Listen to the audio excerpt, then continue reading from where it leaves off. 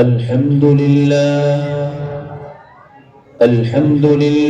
نحمده ونستعينه ونستغفره ونؤمن به ونتوكل عليه ونعوذ بالله من شرور أنفسنا ومن سيئات أعمالنا من يهده الله فلا مضل له ومن يضلله فلا هادي له ونشهد أن لا إله إلا الله وحده لا شريك له ونشهد أن سيدنا وسندنا وحبيبنا وطبيبنا ومولانا محمدا عبده ورسوله أما بعد قال الله تبارك وتعالى في القرآن المجيد بسم الله الرحمن الرحيم كل نفس ذائقة الموت وقال الله تعالى في مقام آخر كل من عليها فان ويبقى وجه ربك ذو الجلال والإكرام قال النبي صلى الله عليه وسلم الدنيا سجن المؤمن وجنة الكافر وقال النبي في مقام آخر الدنيا مزرعة الآخرة صدق الله مولانا العلي العظيم وصدق رسوله النبي الكريم اسٹیج پر رونق افروز علماء دین محترم و موقر حضرات مہمانان کرام بزرگوں اور میرے نوجوان دینی بھائیوں، آج مدرسہ تجوید القرآن کی نسبت پر پہلی مرتبہ آپ حضرات سے روبرو ہونے کا اللہ تعالیٰ نے موقع دیا ہے۔ جلسے کی نظامت کر رہے حضرت مولانا ابن حسن صاحب اور بڑے ہی مبارکبادی کے لائق یہ ہمارے حضرات علماء کرام کہ جن کی خوبصورتی سے یہ اسٹیج مزین ہے۔ شکر گزار ہوں قاری محمد تصور صاحب کا کہ انہوں نے آپ سے ملاقات کا مجھے موقع دیا۔ مفتی محمد ناصر صاحب اور جتنے بھی علماء یہاں تشریف فرما ہیں، ان تمام کی دعا چاہتے ہوئے آپ حضرات سے بھی درخواست ہے کہ دعا کریں۔ اللہ پاک مختصر سے وقت میں کچھ اہم گفتگو کرنے کی تبارک و تعالی مختصر سے وقت میں کچھ اہم گفتگو کرنے کی اور اللہ پاک ہم سب کو عمل کی توفیق نصیب فرمائے۔ موسم آپ حضرات کے سامنے ہے، بڑی دور سے سفر کر کے آپ حضرات کے بیچ آنے کا موقع اللہ نے دیا ہے، تو آپ سے درخواست ہے کہ جتنی دیر بھی باتیں کر سکوں توجہ کے ساتھ اگر آپ سنیں گے تو اللہ تعالیٰ مجھے کچھ صحیح بات کہنے کی توفیق آسانی سے دے دے گا اور پھر ان باتوں پر اللہ پاک عمل کی بھی توفیق دے گا۔ میرے نوجوانوں اور میرے بزرگوں، اللہ تبارک و تعالیٰ نے اس روئے زمین میں کم و بیش 18,000 مخلوقات کو پیدا کیا ہے۔ اللہ تبارک و تعالیٰ نے آدم علیہ السلام کو بغیر ماں باپ کے آسمانوں پر پیدا کیا ہے۔ اللہ نے بغیر ماں باپ کے حضرت آدم علیہ السلام کو پیدا کیا۔ آپ جوان العمر میں بڑے ہو گئے، آپ کو بچپنا نصیب نہیں ہوا، اللہ نے آپ کو کسی ماں کی گود سے پیدا نہیں کیا، آپ کو دودھ پینے کا زمانہ میسر نہیں آیا۔ اللہ تبارک و تعالیٰ نے آدم علیہ السلام کے وجود میں جب روح کو ڈالا تو روایتیں موجود ہیں جب آپ نے آنکھیں کھولی تو حضرت آدم علیہ السلام نے اللہ کے عرش کو دیکھا، تمام آسمانوں کو دیکھا، یہاں تک کہ جنت کو دیکھا، جنت کے تمام درختوں کو دیکھا اور فرشتوں کو دیکھا، جنت کی حوروں کو دیکھا۔ حضرت آدم علیہ السلام سے یہ معلوم کیا گیا، اے آدم، سب سے پہلے آپ نبی ہونے والے، سب سے پہلے انسان بننے والے، آپ سے پہلے کوئی انسان نہیں، آپ سے پہلے کوئی نبی نہیں۔ آپ نے جب سب سے پہلے آنکھیں کھولی ہیں اور آپ کی آنکھ اللہ کے عرش پر پڑی ہے، آپ کی آنکھوں نے آسمانوں کو دیکھا ہے، آپ کی آنکھوں نے جنت کو دیکھا ہے، تو جنت میں کیا نظر آیا ہے، آسمانوں میں کیا دکھائی دیا ہے، اور آپ نے اللہ کے عرش میں کیا دیکھا ہے۔ آدم علیہ السلام امام الانبیاء کے متعلق کہتے ہیں کہ میری عرش پر جب نگاہ پڑی ہے، میں نے اللہ کے عرش کے پایوں کو دیکھا، تو اللہ کے عرش کے پایوں پر لکھا ہوا ہے محمد الرسول اللہ۔ میں نے تمام آسمانوں میں چکر لگایا ہے، سارے آسمانوں پر اللہ تبارک و تعالیٰ نے اپنے لاڈلے حبیب محمد الرسول اللہ کا نام نامی لکھا ہے، یہاں تک کہ میں نے جنت کا دیدار کیا ہے۔ جنت کے ہر بالا خانے میں، ہر دروازے پر، ہر کھڑکی پر، ہر اونچائی میں اللہ رب الجلال نے جس نام کو لکھا ہے وہ محمد الرسول اللہ ہے۔ اور آپ نے یہاں تک بھی ارشاد فرمایا کہ جب اللہ تبارک و تعالیٰ نے میرے سامنے سجدہ کرنے کا حکم دیا، تمام فرشتوں نے سجدہ کیا الا ابلیس، تمام فرشتوں کو میں نے دیکھا کہ جب سجدے سے انہوں نے سر اٹھایا، رب ذوالجلال کی قسم، ایسا پیغمبر، ایسا لاڈلا اور ایسا غمخوار و ہمدرد پیغمبر مجھے اور آپ کو اللہ تبارک و تعالیٰ نے دیا ہے۔ حضرت آدم کہتے ہیں کہ جب فرشتوں نے سر سجدے سے اٹھایا ہے، میں نے تمام کی پیشانی پر دیکھا، وہاں بھی محمد الرسول اللہ لکھا ہوا پایا۔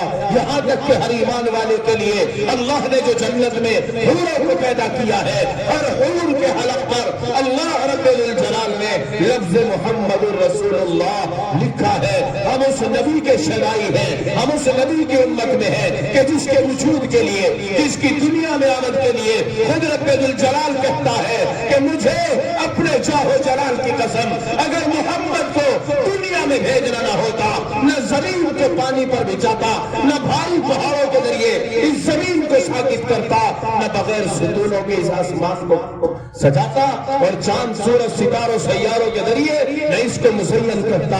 آج اگر زمین پھٹتی ہے، کوئی درخت نکلتا ہے، اس پر کڑی چڑکتی ہے، پھول کھلتا ہے، رب کعبہ کی قسم اگر وہ پھول خوشبو دے رہا ہے تو وہ بھی صدقہ ہے۔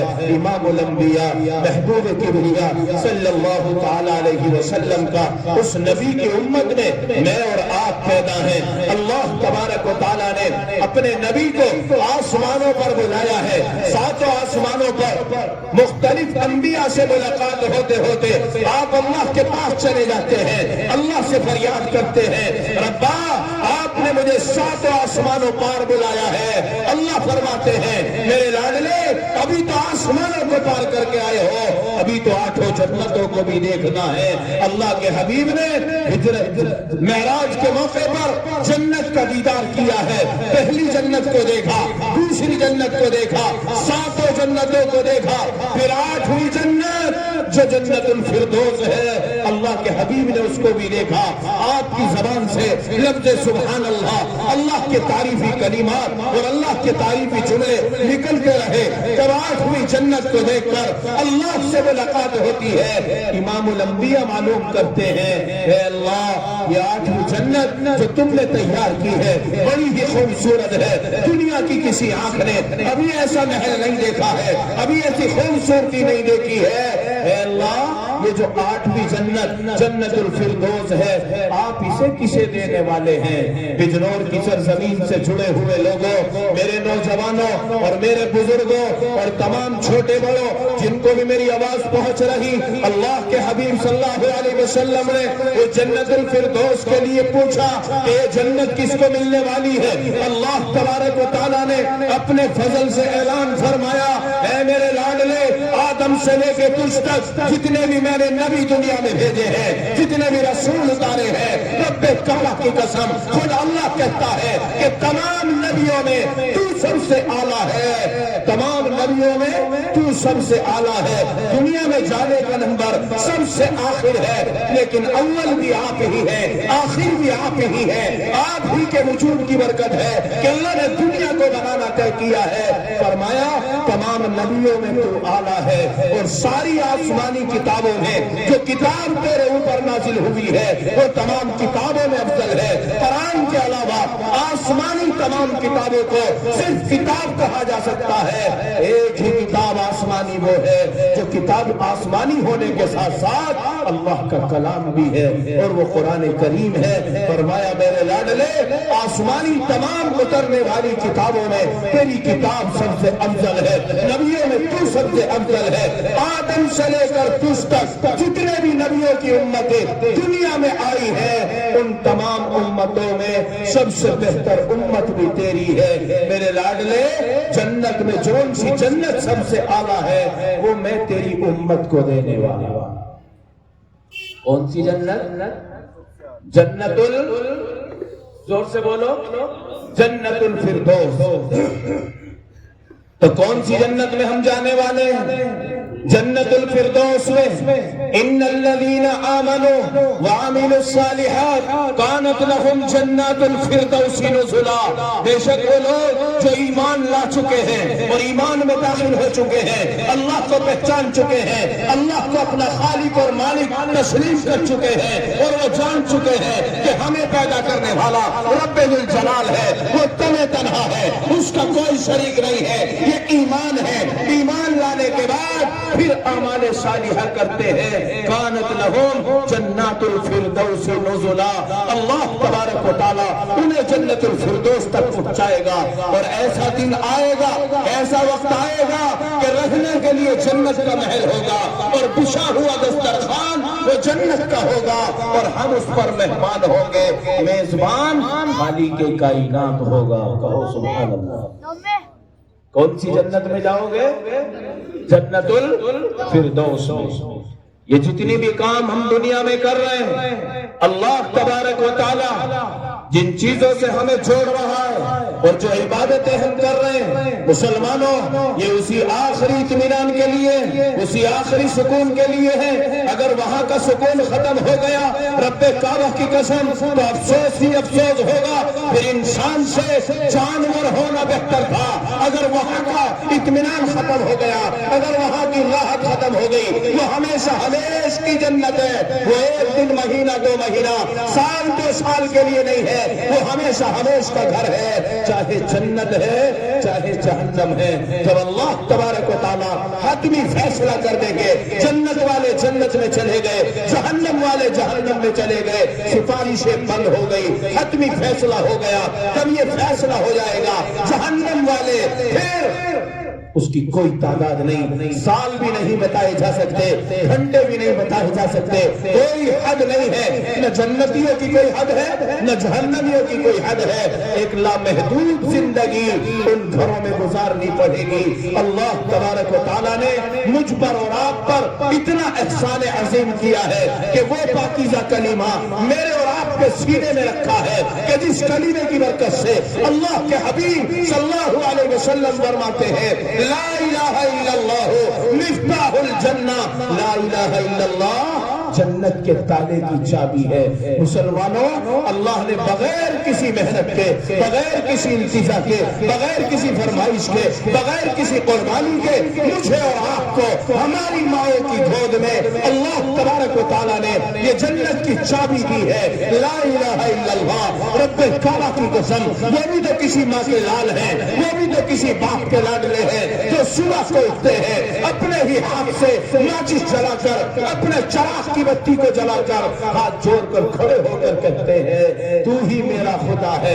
کوئی درخت کو سجدہ کر رہا ہے, کوئی جانور کو معبود کہہ رہا ہے, کوئی کسی اپنے ہاتھ سے بنائی ہوئی تصویر کو ہی اپنا مشکل کشا سمجھ رہا ہے, کوئی کسی پول پر جا کر کہتا ہے اولاد دینے والا تو ہے, رزق دینے والا تو ہے, یہ تیرے اعتبار سے مجھے اولاد حاصل ہونے والی ہے. اللہ نے میری اور آپ کی پیشانی کو کتنا مقدس بنایا ہے کہ درختوں کے سامنے جھکنے سے بچایا, پتھروں کے سامنے جھکنے سے بچایا, اور ہم یہ وعدہ کر چکے ہیں, ہم نے وہ پاکیزہ کلمہ پڑھا ہے, یا رب اگر یہ پیشانی جھکے گی تو در تیرا ہوگا, پیشانی ہماری ہوگی, اس کے علاوہ یہ سر جھکنے والا نہیں. یہ اللہ کا کتنا بڑا احسان ہے کہ اس نے مجھے اور آپ کو صاحب ایمان بنایا, اس کلیمے کی دولت سے مالا مال فرمایا.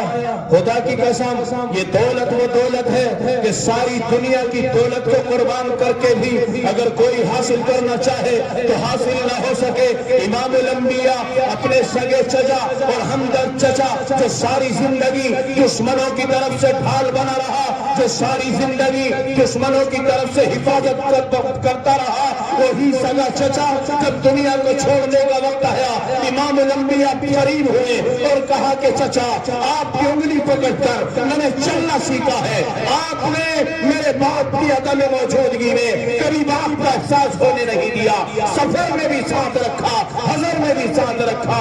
چچا اتنی خدمت کرنے کے بعد بھی آپ کے لیے جہنم تیار ہے. چچا دنیا سے جانے سے پہلے ایک مرتبہ کلمہ پڑھ لو تاکہ محمد اللہ کے سامنے کھڑے ہو کر تمہارے حق میں سفارش کر دے.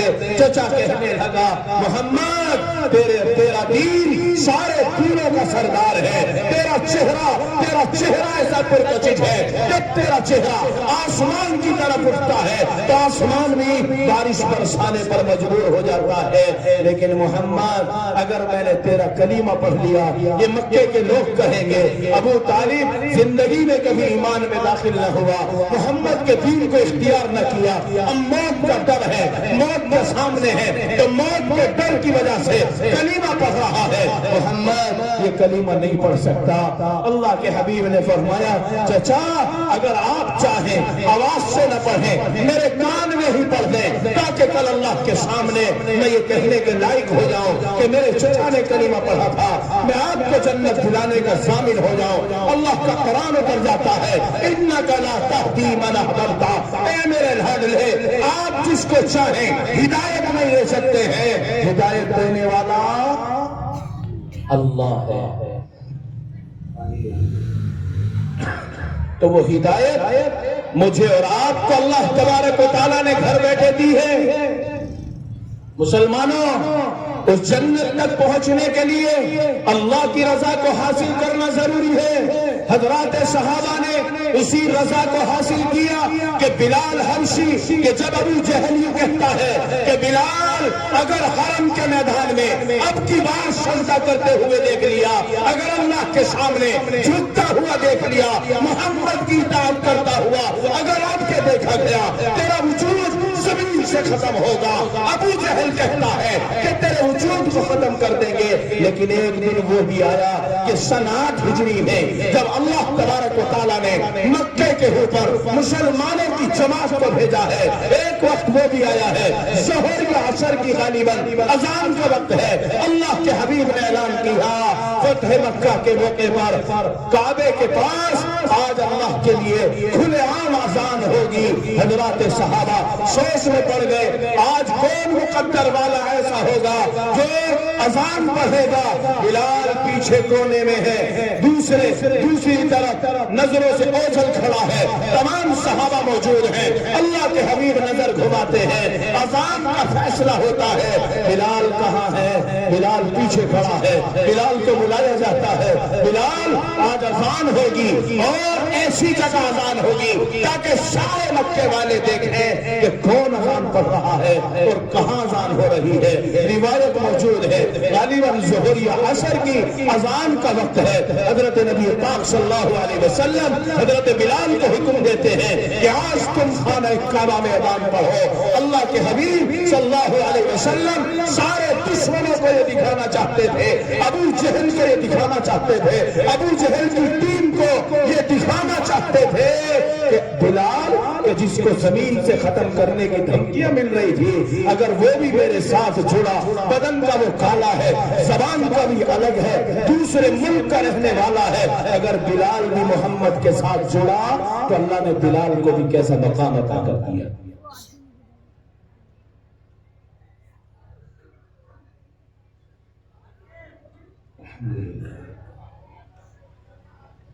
روایت میں آیا ہے حضرت بلال حبشی رضی اللہ تعالیٰ عنہ اذان پڑھنے کے لیے تیار ہوتے ہیں. مسلمانوں, جب ہماری مسجدوں میں اذان ہوتی ہے آپ کو بھی معلوم ہے کہ قبلے کی طرف رخ کیا جاتا ہے اور قبلے کی طرف کھڑے ہو کر اذان پڑھی جاتی ہے. اللہ کے حبیب صلی اللہ علیہ وسلم تشریف فرما ہے. حضرت بلال حبشی سوال کرتے ہیں اللہ کے حبیب کعبے کے کون سے سمت میں کھڑے ہو کر اذان پڑھی جائے, دروازے کی طرف کھڑا ہو یا آگے کی طرف یا پرنالے کی طرف, کون سی طرف کھڑے ہو کر اذان پڑھی جائے؟ اللہ کے حبیب نے حکم دیا بلال زمین پر اذان تو قیامت تک ہوگی, خانہ کعبہ کا رخ کر کے اذان تو قیامت تک ہوگی. آج تمہیں تمہارا حبیب حکم دیتا ہے کہ تم خانہ کعبہ کی چھت کے اوپر چڑھ کر اذان پڑھو گے. خانہ کعبہ کی چھت کے اوپر وہی بلال چڑھ رہا ہے جو لوگوں کی نظروں میں کم حیثیت کا تھا, جو غریب تھا, جو فقیر تھا, اور جس کو مارنے اور مٹانے کی دھمکیاں زمین پر ابھر رہی تھی. حضرت بلال حبشی رضی اللہ تعالیٰ عنہ کو اللہ تبارک و تعالیٰ نے خانہ کعبہ کی چھت پر پہنچایا اور چھت پر وہ چڑھے اور اذان پڑھی. اللہ تبارک و تعالیٰ نے یہ مجھے اور آپ کو اور قیامت تک کے تمام لوگوں کو دکھایا کہ میرا لاڈلا مجھے اتنا پسند ہے کہ جو اس سے جڑے اللہ اس کے مرتبے کو بلند کر دیتا ہے. تو اگر مرتبہ بلند چاہتے ہیں تو ہمیں بھی جڑنا ہوگا کہ نہیں ہوگا؟ کون کون جڑیں گے ہاتھ اٹھا کے بتاؤ انشاءاللہ. اللہ ان ہاتھوں کی لاج رکھے اور قبولیت سے نوازے. مسلمانوں, حضرات صحابہ نے اور صحابیات نے اس ایمان کی خاطر جو وقت آج آ رہا ہے یا شروع ہو رہا ہے یہ اس وقت میں چلا ہے, یہ چیلنجے ہوئے ہیں. آج میرے نوجوانوں کو, آج میرے بچوں کو, آج میری بہنوں کو یہ چیلنج سننے پڑ رہے ہیں, یا تو ایمان کو چھوڑو یا پھر سزا کے لیے تیار ہو جاؤ. یہ وقت گزر چکا ہے. ہمارے حضرات صحابہ نے, صحابیات نے ہمیں سبق دے دیا ہے. حضرت عائشہ نے سبق دیا ہے, حضرت مشاطہ نے سبق دیا ہے کہ جان ختم ہو جائے برداشت کر لینا, ایمان کا سودا نہیں کرنا. کہو انشاءاللہ. یہ ایمان اتنا قیمتی سامان ہے. دنیا کی زندگی تو ایک نہ ایک دن ختم ہوگی. کوئی 50 سال میں, کوئی 60 سال میں, زیادہ ہی ہوا تو 100 کے نزدیک چلا جائے گا. لیکن کل نفس ذائقۃ الموت, ہر جاندار کو موت کا ذائقہ چکھنا ہے. ایک بھی آدمی نہ بچ سکا. دنیا کہاں سے شروع ہوئی ہے اور کہاں آ گئی ہے, قیامت تک جتنے بھی لوگوں کا آنا ہے تو جانا طے ہے. کل من علیہا فان ویبقی وجہ ربک ذو الجلال والاکرام. باقی رہنے والی ذات صرف اور صرف اللہ کی ہے. تمام کی تمام چیزوں کے لیے فنا ہے. ہم دنیا میں یہاں محل بنانے نہیں آئے ہیں, عہدے کمانے نہیں آئے ہیں, عزت بنانے نہیں آئے ہیں. ہم آخرت کی تیاری کے لیے آئے ہیں. اب دنیا مزرعۃ الاخرہ, دنیا آخرت کی کھیتی ہے. جیسا اس میں عمل ہوگا ویسا ہی اللہ تعالیٰ کے یہاں پھل اور ثمرہ مل جائے گا.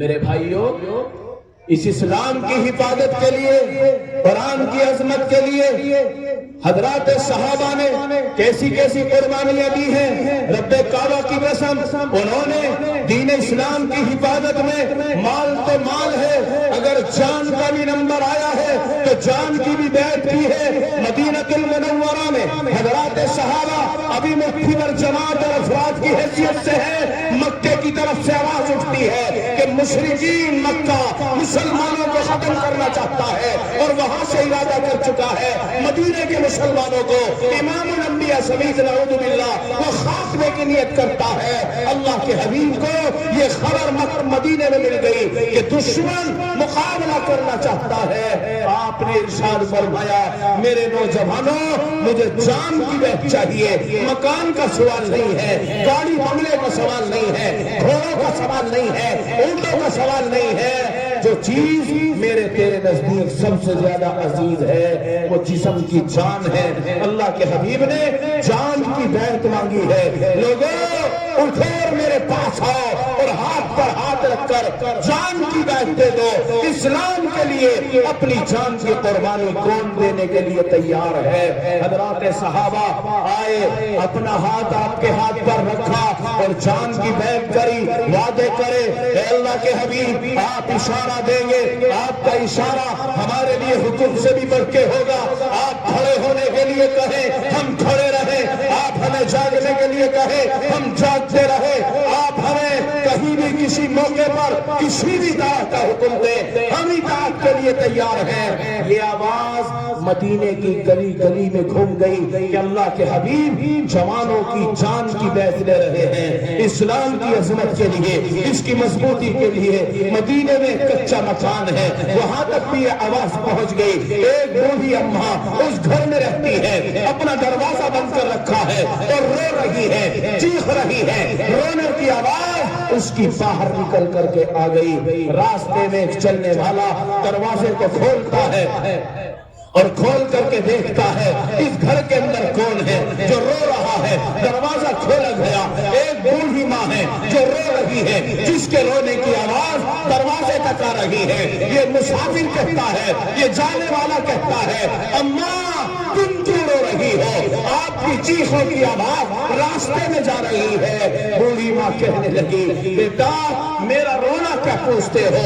امام الانبیاء نے ہر گھر سے جان کی بیعت مانگی ہے۔ کاش میرا شوہر زندہ ہوتا، کاش میرے سر پر شوہر ہوتا، آج میں اس جوان کو اجازت دے کر نبی کی جماعت میں شریک کر دیتی، اس کا بھی حصہ اگر اس عمل میں ہو جاتا تو میں بھی حشر کے میدان میں سر اونچا کر کے کھڑی ہو جاتی کہ میرے گھر سے بھی ایک جوان مرد نے جان کی بیعت کا لفظ لے کر اللہ کے نبی کی جماعت میں داخلہ لیا ہے اور اس نے اپنی جان کی قربانی دی ہے۔ کیا کرو میں تنہا ہوں، میرے پاس نہ اولاد ہے اور نہ شوہر ہے، میں وہ بدقسمت ہوں کہ اس بڑے کارنامے میں اور اس کار خیر میں میری طرف سے کوئی حصہ نہیں ہے۔ وہ عورت اندر سے کاٹنے کی کوئی چیز لاتی ہے، آج کے زمانے کے اعتبار سے جیسے کینچی ایک اوزار ہے، کوئی اوزار لاتی ہے اور اپنے سر کے بالوں کو کترتی ہے، سر کے بالوں کو کتر کر اس کے ہاتھ میں دیتی ہوئی روتی ہے اور کہتی ہے امام الانبیاء کی خدمت میں میرا یہ نذرانہ پیش کر دینا، جبکہ میں یہ سمجھتی ہوں کہ میرے یہ بال کسی کام نہیں آ سکتے، لیکن میرے دل کی تمنا ہے کہ یہ بال اللہ کے نبی کی خدمت میں پہنچے۔ کاش میرے سر کے بال کسی مجاہد کے گھوڑے کی لگام کی رسی میں کام آ جائیں اور بالوں کی رسیاں بنا کر کسی مجاہد کا سامان باندھنے کے کام آ جائیں۔ رب کعبہ کی قسم یہ حضرات صحابیات کا ایمان ہے، وہی ایمان اسلام کی حفاظت کے لیے اپنا مال تو مال ہے، جان کی بھی پرواہ نہیں کری۔ یہ آواز جب مدینے کی گلی گلی میں گھومی، دو بچے مدینے کی گلی میں گھوم رہے ہیں، ایک کی 8 سال کی عمر ہے، ایک کی 10 سال کی عمر ہے۔ یہ دونوں بچے جب اپنے گھر جاتے ہیں دروازہ کھلتا ہے، امی بیٹھی ہوئی ہے رو رہی ہے، امی کو دیکھ کر یہ بچے چھپٹ جاتے ہیں اور پوچھتے ہیں امی جان تم کیوں رو رہی ہو؟ رونے کی وجہ کیا ہے؟ امی کہتی ہے کہ بیٹا کاش تمہارا ابو زندہ ہوتا، کاش تمہارا ابو دنیا میں ہوتا، آج یہ پیغام امام الانبیاء کی طرف سے آیا ہے، لیکن میرے گھر میں کوئی جوان نہیں ہے، میں اس کام میں پیچھے رہ جاؤں۔ 10 سال کا بیٹا دائیں طرف آ گیا، 8 سال کا بیٹا بائیں طرف آ گیا اور کندھوں کے اوپر لٹک گئے اور کہا اماں ہم بھی جانتے ہیں کہ ہمارے ابو دنیا میں نہیں ہیں، لیکن آپ کی اگر تمنا یہ ہے کہ ہمارے گھر میں سے بھی اس جماعت میں کوئی نہ کوئی جائے تو ہم تمہارے بیٹے ہیں نا، دونوں تمہارے بیٹے ہیں، آپ اجازت دیں ہم نبی کی طرف جانے جاتے ہیں، اللہ کے نبی سے اجازت لے لیتے ہیں، ہم بھی اس جماعت میں چلے جاتے ہیں۔ آج 8 یا 10 سال کا میرا بچہ اتنی صلاحیت نہیں رکھتا، اسلام کے لیے ایسے جذبات نہیں رکھتا، وہ صحابی کی اولاد ہے جو کہتے ہیں کہ اماں اجازت ہمیں دے دو ہم چلے جائیں گے۔ دونوں بچے ماں سے چپٹ کر کہتے ہیں اجازت دے دو، ماں اجازت دیتی ہے کہ بیٹا میرے تو دل کے ارمان ہے کہ میرے گھر میں سے کوئی نہ کوئی جائے اور نبی کی اس جماعت میں شریک ہو جائے۔ دونوں بچوں نے ماں کی اجازت لے کر حضرات صحابہ میں جا کر پہنچ گئے۔ اللہ کے حبیب صلی اللہ علیہ وسلم تشریف فرما ہے، آپ نے جب صف بندی کا حکم دیا ہے، روایت موجود ہے اللہ کے نبی نے جب نظر نبوت ڈالی ہے اور آپ نے حضرات صحابہ کی صف پر نظر گھمائی ہے تو اسی صف میں ایک بچہ اس انداز سے کھڑا ہوا ملا کہ پنجوں کے بل کھڑا ہے، ایڑی اچکا رکھی ہے۔ اللہ کے حبیب دیکھ کر کے مسکرانے لگے اور کہا کہ بیٹا تم کہاں کیسے، تم تو بڑے چھوٹے ہو، تمہاری عمر بہت کم ہے۔ قریب بلا کر کے پوچھا اچھا یہ بتاؤ کہ تم ایڑی اچکا کر کیوں کھڑے تھے، پنجوں کے بل کیوں کھڑے تھے؟ بچہ کہتا ہے امام الانبیاء ہمارے ابو دنیا میں نہیں ہے، میرے امی کے احساس ہے، میری امی کے جذبات ہیں کہ ہمارے گھر میں سے بھی کوئی نہ کوئی آپ کی خدمت کے لیے کھڑا ہو۔ اللہ کے حبیب ہم اس بیوہ ماں کے بچے ہیں کہ اس کی تمنا یہ ہے کہ اس کارنامے میں ہمارا بھی کوئی حصہ ہو۔ اللہ کے حبیب میں اپنی امی کے جذبات کو لے کر آپ کی خدمت میں آیا ہوں، آپ مجھے اجازت دے دیں اپنی جماعت میں داخلہ کر لیں، میں آپ کے ساتھ چلو، آپ کے اوپر کوئی دشمن وار کرے اور آپ کی طرف کوئی تیر چلے میں سامنے اڑ کر کے کھڑا ہو جاؤں، آپ کے اوپر آنے والا تیر وہ آپ کو نہ پہنچ کر میرے جسم میں گھس جائے، میری اس ماں کا سر میدان محشر میں اونچا رہے۔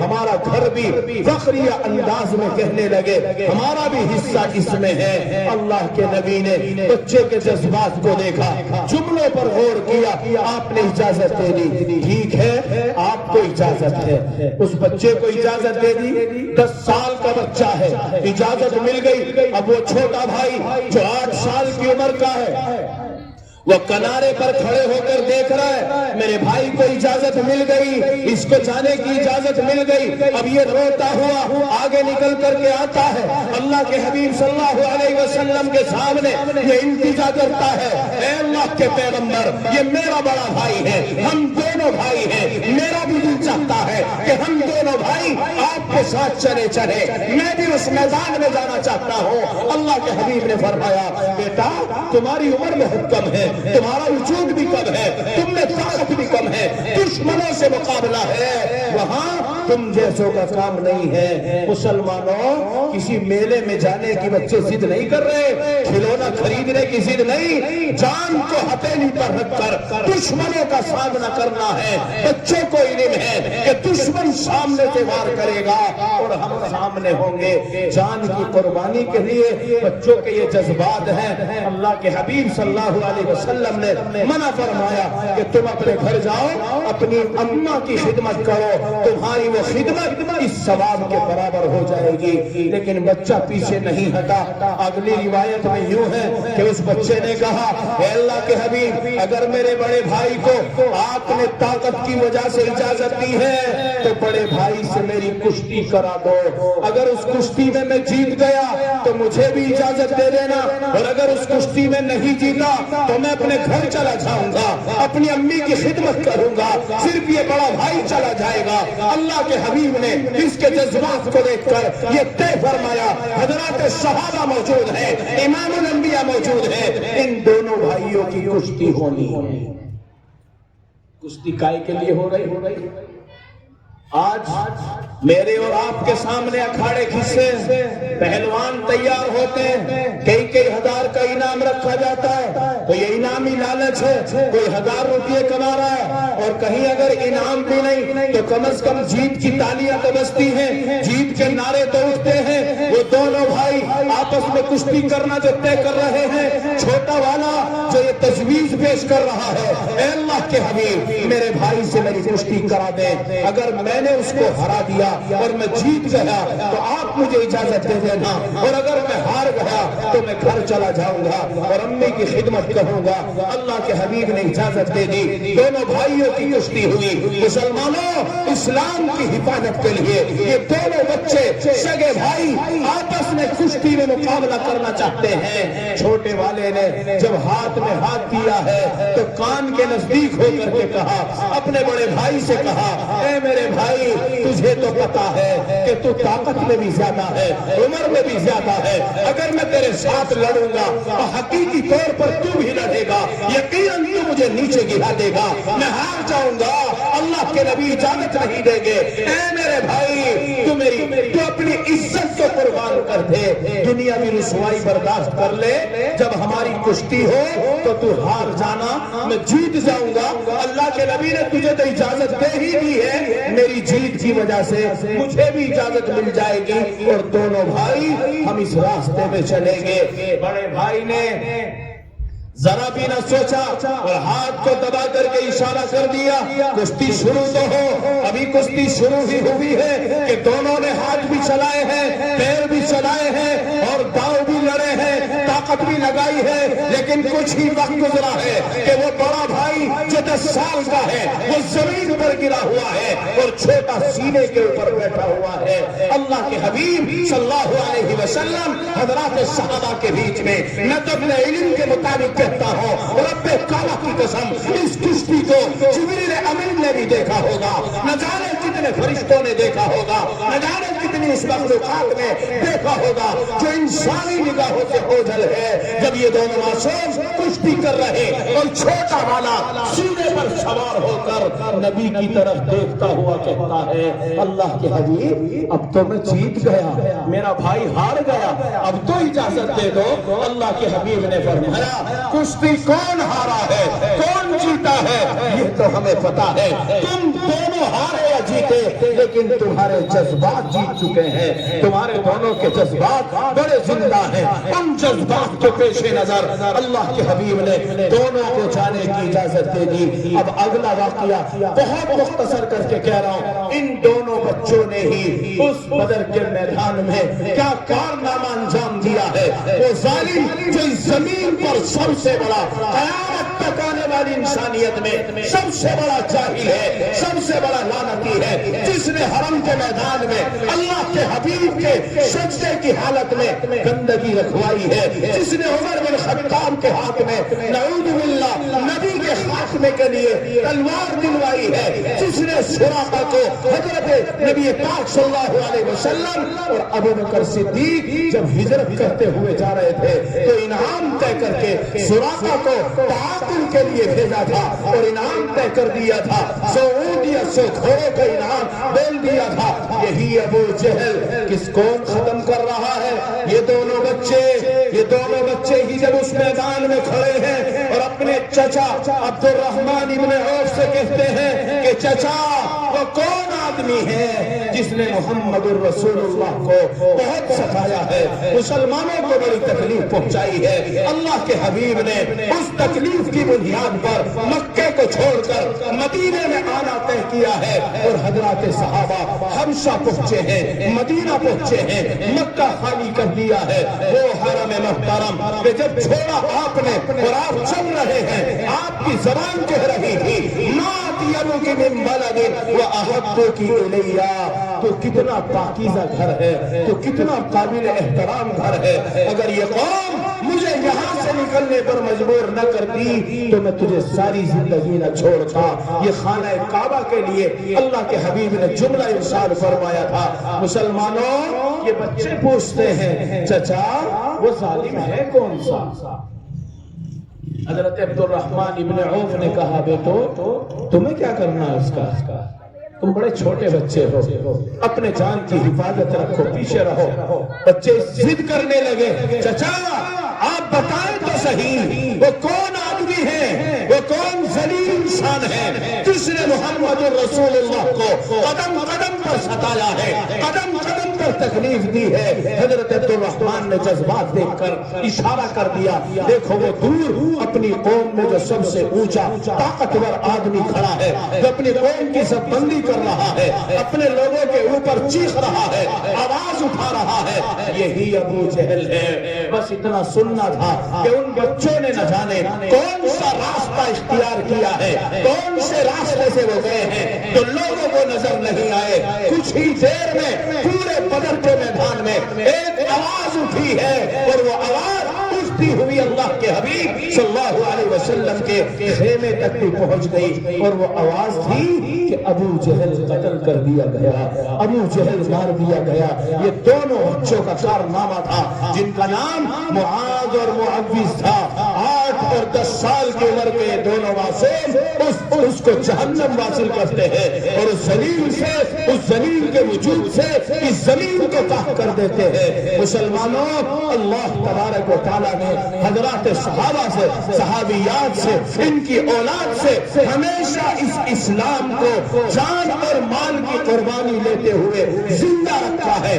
آج میرے اور آپ کے سروں پر اگر ٹوپیاں ہیں، اگر چہرے پر داڑیاں ہیں، ہماری مساجد آباد ہیں، مدارس آباد ہیں، یہ حضرات علماء کرام کی قربانیاں ہیں جن کے متعلق اللہ کے حبیب نے فرمایا العلماء ورثۃ الانبیاء، علماء انبیاء کے وارث ہیں، اب قیامت تک کوئی نبی نہیں آنے والا۔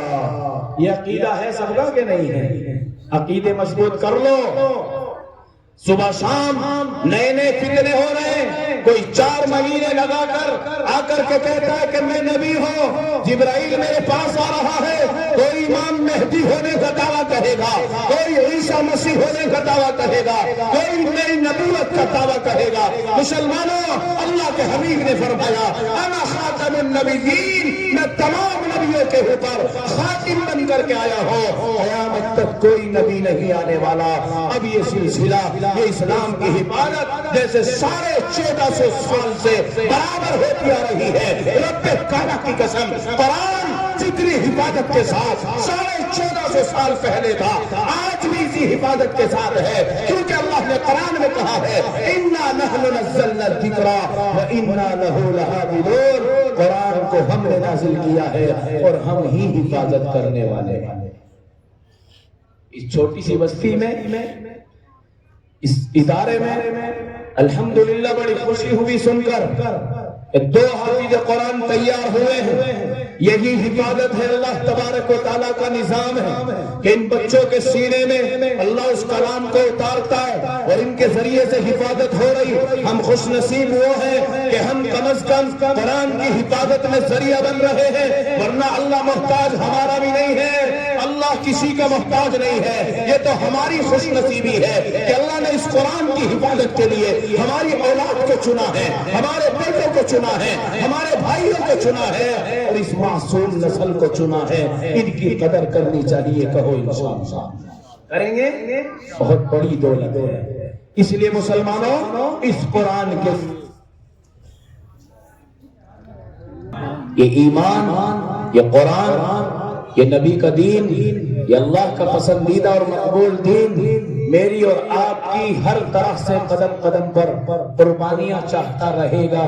کہو انشاءاللہ کہ اگر مال کا نمبر آیا تو مال بھی قربان کریں گے، اور اگر کوئی موڑ ایسا بھی آیا کہ اس اسلام کی حفاظت کے لیے، قرآن کی حفاظت کے لیے ہماری جان کا بھی نمبر آیا تو ہاتھ اٹھا کر کے کہو انشاءاللہ ہم جان کی بھی قربانی دیں گے انشاءاللہ۔ قرآن کی حفاظت بہت ضروری چیز ہے، نماز کی حفاظت، دین کی حفاظت بہت ضروری چیز ہے، اور اللہ تعالیٰ نے ہر اعتبار سے اپنے چاہنے والوں کو آزمایا ہے اور آزماتا رہا ہے۔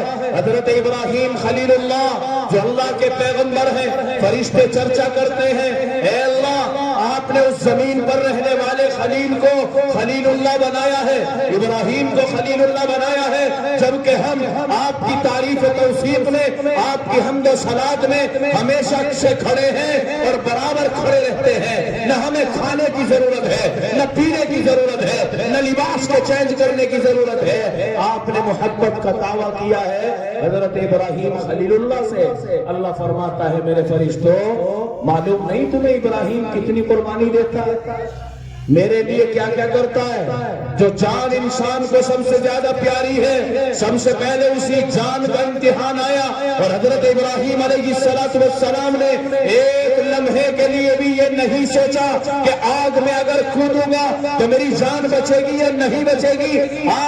حضرت ابراہیم خلیل اللہ نے اپنے 1 سال کے معصوم کو اور اپنی شریک حیات کو اللہ کے اشارے پر ایسی جگہ چھوڑا جہاں نہ مکان نہ دکان نہ کوئی کھیتی نہ پینے کا پانی ہے, اور انسان کو انسان کوئی جانور تک نظر نہیں آ رہا. اللہ کے خلیل نے حضرت ابراہیم نے اللہ کے حکم کو بڑا سمجھتے ہوئے جان کی بھی قربانی دی اور اولاد کی بھی قربانی دی. ایک مرتبہ فرشتے کو کہا کہ اللہ میرے ابراہیم کو چاہو تم اپنے طور پر آزما لو. روایت میں آیا ہے حضرت پیر ذوالفقار علیہ الرحمہ نے لکھا ہے, لکھتے ہیں فرماتے ہیں کہ ایک فرشتہ انسانی روپ اختیار کر کے اس جنگل میں جا کر کے چھپ گیا جہاں روزانہ حضرت ابراہیم اپنی بکریوں کا ریوڑ لاتے ہیں اور بکریاں وہاں چرتی ہیں. اسی جنگل میں ایک فرشتہ انسانی روپ اختیار کر کے بیٹھ گیا. جب حضرت ابراہیم وہاں پہنچے, ہاتھ میں لاٹھی ہے, 200 بکریوں کا ریوڑ ہے, جنگل میں چل رہا ہے. حضرت ابراہیم علیہ السلام ان بکریوں کے سامنے نگراں بن کر کے کھڑے ہیں.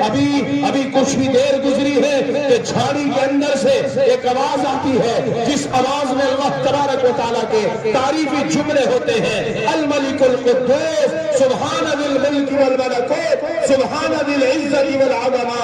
حضرت ابراہیم کے کانوں میں جب یہ آواز پڑی ہے, اللہ کی تعریف کے جملے پڑے ہیں, آپ سن کر کے ایسے ہو گئے کہ آپ نے کان لگا لیا اور بڑی غور سے سنتے رہے, بڑی غور سے سنتے رہے. جب یہ پڑھنے والا خاموش ہو گیا تو آپ نے آہ بھر کر کے کہا کہ اللہ کے بندے کون ہے سنانے والا, ایک مرتبہ اور سنا دے, ایک مرتبہ اور سنا دے. اس سنانے والے نے کہا کہ سنا تو دوں گا, لیکن یہ بتاؤ کہ سنانے کا تم دو گے کیا. پہلی مرتبہ تو اپنی مرضی سے سنا دیا, دوسری مرتبہ اگر فرمائش کر رہے ہو سنانے کی تو سنا دوں گا, لیکن یہ بتاؤ کہ اس کے بدلے میں مجھے کیا ملے گا. حضرت ابراہیم علیہ السلام اللہ کے خلیل کہتے ہیں کہ اللہ کے بندے ایک مرتبہ سنا دے, یہ میرا 200 بکریوں کا ریوڑ ہے, آدھا تیرا ہو جائے گا آدھا میرا رہ جائے گا. معاملہ طے ہو گیا. آپ نے اپنی لاٹھی سے 100 جانوروں کو ادھر کر دیا, 100 کو ادھر کر دیا, یہ تیری ہو گئی یہ میری رہ گئی. اس نے پھر وہی کلمات دہرا دیے. اللہ کی محبت آپ کے دل میں ایسی ہے, اللہ کا عشق ایسا ہے, جب اللہ کی تعریف ہوئی, اللہ کی شان میں کلمات کہے گئے تو آپ اور مچل گئے. اور جب کلام پڑھنے والا چپ ہو گیا پھر نے آپ نے کہہ دیا اے اللہ کے بندے ایک مرتبہ اور سنا دے. اس نے پھر یہی کہا سنا تو دیں گے, لیکن یہ بتاؤ کہ اب کی بار کیا دو گے. حضرت ابراہیم نے فرمایا یہ 100 بکریاں اور بچی ہیں, ایک مرتبہ سنا دو اور ان کے بھی مالک تم ہو جاؤ. کیسا خلیل ہے جو اللہ کی محبت میں 200 بکریوں کے ریوڑ کو قربان کر چکا ہے.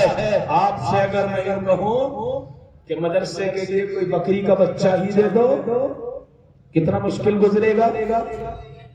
ہمت بنانی پڑے گی ایک بکری کا بچہ دینے کے لیے, ایک بکرا قربان کرنے کے لیے ہمت بنانی پڑے گی. اللہ ہی قبول کرے گا, اللہ ہی توفیق دے گا تو کوئی کھڑا ہو سکتا ہے. حضرت ابراہیم خلیل اللہ جن کی محبت کے اوپر فرشتوں نے چرچا کیا ہے, وہ ابراہیم اپنے اللہ کے عشق میں ایسا جل رہا ہے, ایسا بھول رہا ہے, آپ کے دل میں اتنی طلب ہے, کہنے لگے کہ اے اللہ کے بندے 200 بکریاں تیری ہو گئی, ایک مرتبہ اور سنا دے.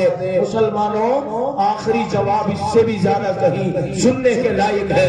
حضرت ابراہیم نے اللہ کی محبت میں اپنے آپ کو کہاں لا کر کے کھڑا کیا.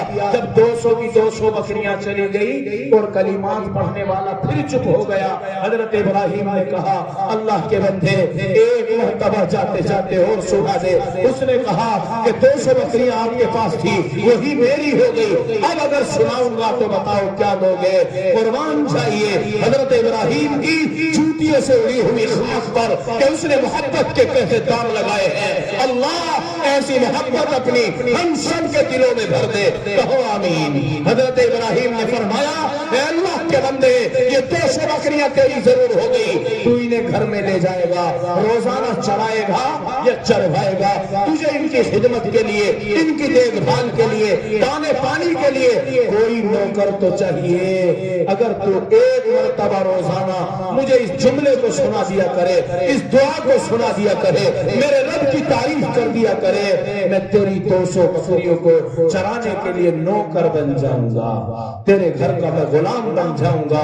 اللہ کے خلیل نے جب یہ کہا فرشتہ کانپ گیا اور ہاتھ جوڑ کے کھڑا ہو گیا۔ اے کہا اللہ کے خلیل اے ابراہیم میری سلائی میں اس لائق نہیں ہو کہ آپ کو نوکر بنا سکو، اللہ کی طرف سے بھیجا گیا، ایک آزمائش کے طور پر آیا ہو۔ اللہ کے حضرت ابراہیم اللہ کی محبت میں ایسے پاس ہوئے کہ فرشتہ کانپ کر کہنے لگا میں اس لائق نہیں کہ آپ کو نوکر بنا لوں، آزمائش کے طور پر یہ کام ہوا ہے۔